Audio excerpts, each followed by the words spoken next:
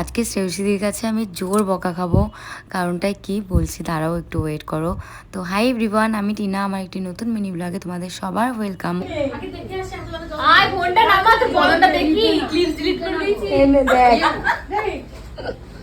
Sorry, actually কী হয়েছে বলো তো, শ্রেয়সীদির ভিডিওর একটা ক্লিপস আমার কাছে ছিল, আর সেটা না আমি ভুল করে ডিলিট করে দিয়েছি।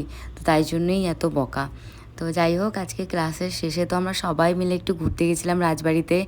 দিদি, বড় মা, দাদা, তারপরে জেম্মা, সবাই মিলে গেছিলাম। তো কিছু খাওয়া দাওয়া করে আমি বেরিয়ে গেছি। বেরিয়ে বাড়িতে গিয়ে আমার বরের সাথে একটু গেছিলাম চা খেতে।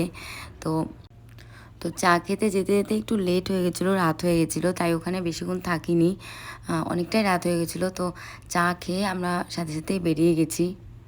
অনেক দিন পর শুধু আমরা দুজন মিলে একটু ঘুরতে গেছিলাম, খুব ভালো লেগেছে।